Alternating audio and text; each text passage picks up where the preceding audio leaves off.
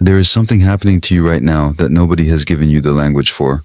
Not your doctor, not your therapist, not the people closest to you who watch you moving through this and call it a phase or a breakdown or a crisis or depression or burnout or any of the other words that our culture reaches for when it encounters something it does not have the framework to understand.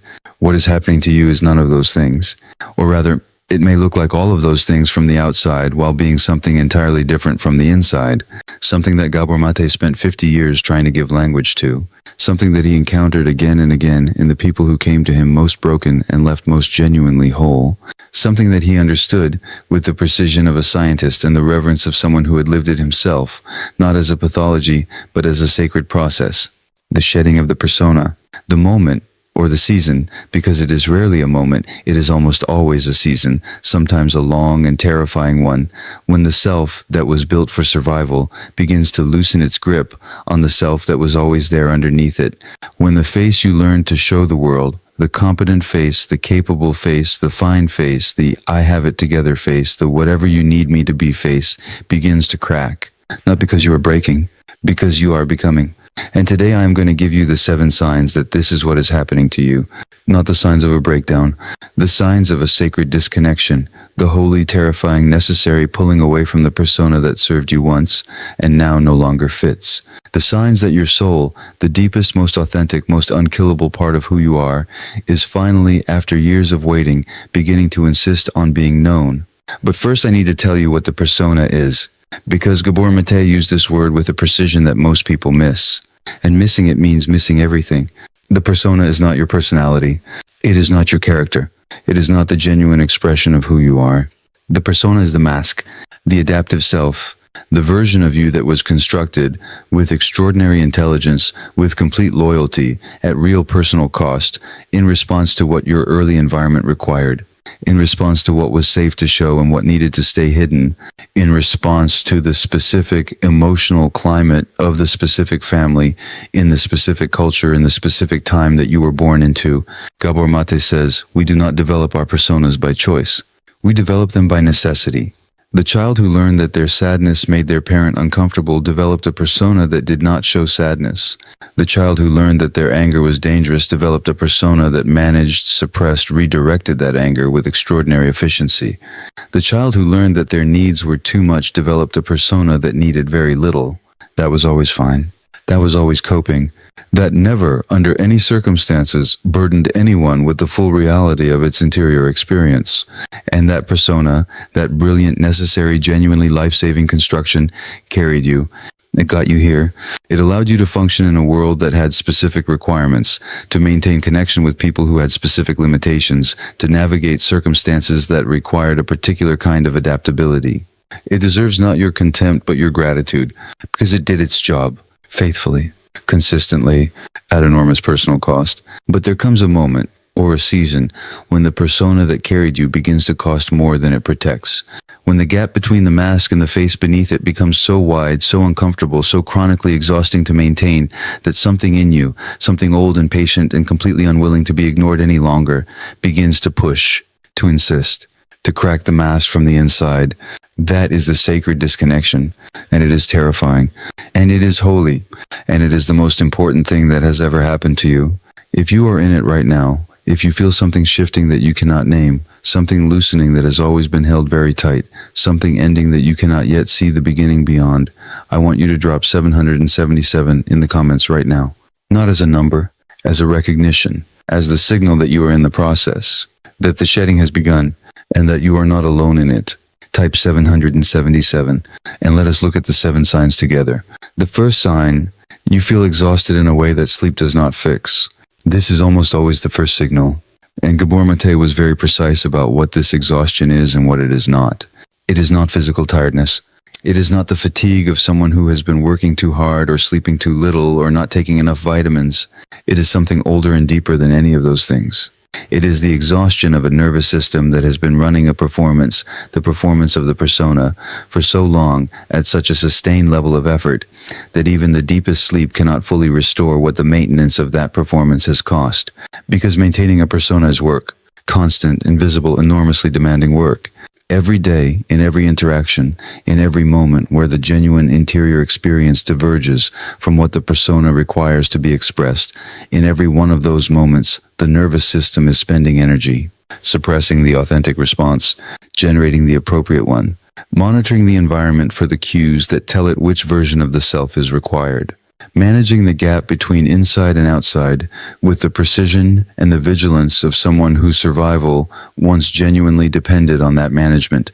When the soul begins to shed the persona, that maintenance becomes increasingly impossible. The energy that was always spent on the performance begins to be reclaimed by something else, something interior, something that is doing the deep, metabolically expensive work of reorganization, of releasing what has been held, of integrating what has been suppressed. And the result is an exhaustion that feels like running out of something fundamental. Not energy exactly, identity. The old identity is running out, and the new one, the real one, has not yet fully arrived. Gabor Maté says, when you are this tired in a way that makes no external sense, your body is not failing you. Your body is doing something enormous. Honor the exhaustion. It is a sign of profound interior work in progress. The second sign, things that used to matter stop mattering, and you cannot explain why. The career that you built with such dedication suddenly feels hollow.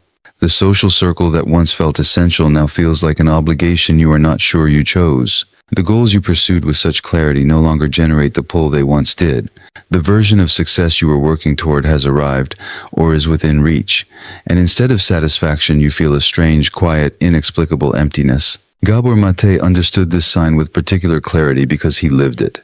He describes a period in his own life when the very achievements that had defined his identity, the medical career, the publications, the recognition, began to feel like they belonged to someone else. Like the person who had wanted those things was not entirely the person he was any longer. What is happening in this sign is precise. The persona was built around specific values, specific definitions of worth, specific measures of success, specific ideas about what would finally make you enough. And those values were not randomly chosen. They were chosen, or rather absorbed, adopted, made your own, in response to what your early environment rewarded, what made the people around you proud, what generated the connection and the approval and the safety that you needed. The persona pursued those things with complete commitment because the persona believed, as it was trained to believe, that those things were the source of worth. When the soul begins to shed the persona, those external sources of worth lose their power, not because you have become lazy or ungrateful or lost your ambition, but because something in you is beginning to locate worth in a different place, in something more interior, more genuine, less dependent on the judgment of others, and more rooted in the actual felt experience of being alive in the life you are actually living. That reorientation is disorienting. It looks like depression from the outside. From the inside, it is the beginning of genuine freedom. The third sign, you begin to feel profound compassion for yourself, and it frightens you. This one surprises people, because we tend to think of self-compassion as a comfortable thing, a warm thing, something you would welcome.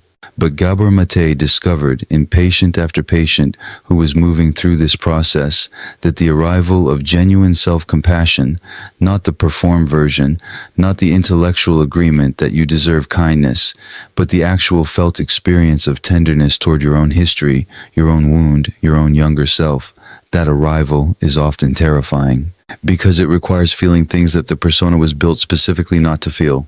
The grief for the child who needed something they did not receive. The anger at the experiences that shaped the adaptation, the sadness for the years spent performing rather than being, the longing, acute and almost unbearable, for the connection and the safety and the genuine seeing that was not consistently available. These feelings were not safe to feel when they were first generated, and the nervous system learned to keep them behind the wall of the persona with extraordinary efficiency. When the persona begins to shed, the wall develops cracks, and what comes through the cracks is not comfortable. It is real. It is the backed-up feeling of years of genuine human experience that was routed around the persona rather than allowed to move through it. And the compassion that arrives alongside it, the genuine recognition that you did not deserve what shaped you, that the adaptations you made were not flaws but intelligence, that the child at the center of your history was doing the very best anyone could have done with what they were given, that compassion is simultaneously the most healing thing you will ever feel and the most destabilizing. Gabor Maté says, let it destabilize you. The destabilization is not a problem. It is the wall coming down. And what the wall was protecting you from was not danger. It was yourself.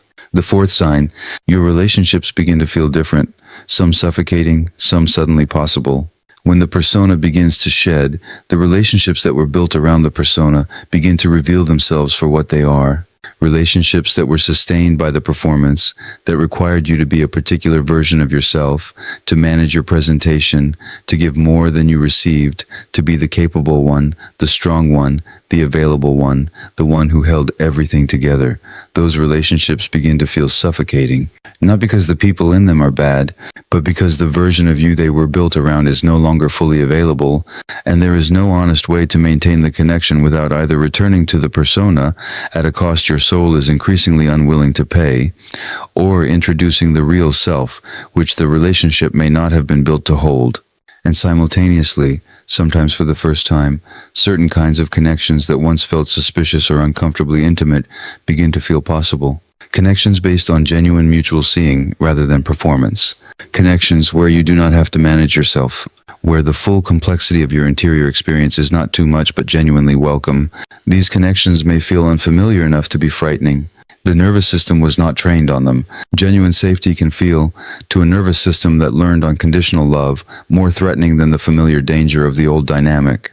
Gabor Maté says, "The relationships that cannot survive the shedding of your persona were never relationships with you. They were relationships with your mask. And losing them, as painful as it is not loss. It is clarification. It is the revelation of which connections were real." The fifth sign, your body begins to speak in ways it never did before. When the soul is shedding the persona, the body participates. Gabor Maté documented this with extraordinary precision and extraordinary compassion. He says the body is always honest. The body has always been honest. It has been saying, in the language of symptom and sensation and chronic condition, everything that the persona was trained to keep quiet. And when the persona begins to loosen, the body's honesty becomes louder, more insistent, more impossible to manage back into silence. This might look like physical symptoms that have no clear medical cause, chronic tension that suddenly intensifies, digestive disruption, skin conditions, autoimmune responses, sleep disturbances that are different from ordinary insomnia. Not the inability to sleep from anxiety, but a different kind of wakefulness, as if something in the body is too alive, too in process, too much in the middle of something enormous to settle into ordinary rest. These are not malfunctions. They are communications. The body is not betraying you during the shedding. The body is the shedding. It is releasing, at the cellular level, the stored holding of years of suppressed authentic experience. It is doing physically what the soul is doing spiritually, letting go of what was carried, integrating what was hidden, making room for what is real. Honor what the body is saying, not by medicating it into silence. Though sometimes symptom relief is genuinely necessary, and Gabor Maté never dismissed that, but by listening to it. By asking, with genuine curiosity rather than anxious management, what are you trying to tell me? What has been held here? What is releasing now? What does this symptom know about my life that my mind has been reluctant to acknowledge? The sixth sign, you become unable to perform emotions you do not feel. This is one of the most disorienting signs of all for the people experiencing it and the people around them. Because the persona was built, in significant part, on the management of emotional expression, on the ability to generate the appropriate emotional response for the context, to be enthusiastic when enthusiasm was required, to be reassuring when reassurance was needed, to be fine when being anything other than fine would have complicated the situation. This emotional management was not deception exactly. It was adaptation, but it was nonetheless a performance. And when the soul begins to shed the persona, the ability to sustain that performance begins to diminish. You find yourself unable to laugh at things that are not funny to you, unable to express enthusiasm for things that do not genuinely excite you, unable to say you are fine when you are not fine, not as a dramatic disclosure but simply as a factual impossibility. The words will not come, the expression will not form. Something in you has begun to refuse the performance with a quiet but absolute firmness that surprises you as much as it surprises the people around you. Gabor Maté calls this the return of authenticity. And he says it is simultaneously one of the most frightening and one of the most liberating signs of the shedding process. Frightening because the persona's job was precisely this, to generate the right response, to manage the presentation, to maintain the connections that required a particular emotional output. And if that capacity is failing, the persona's entire architecture is under threat. Liberating because what is replacing it, slowly, imperfectly, in the tentative and genuine way that all authentic things emerge, is your actual emotional life. Your real responses to your real experience. The unmistakable, unmanaged, completely genuine feeling of a person who is no longer willing to spend their energy performing what is not true. The seventh sign, and this is the one that Gabor Maté identified as the deepest and the most significant, the one that, when it arrives, signals that the shedding is not just beginning but genuinely underway. The one that is simultaneously the most frightening sign of all and the most sacred. You begin to grieve a life you have not yet lived. This is different from ordinary grief. This is different from mourning a specific loss, a relationship, a person, a particular version of your life that ended.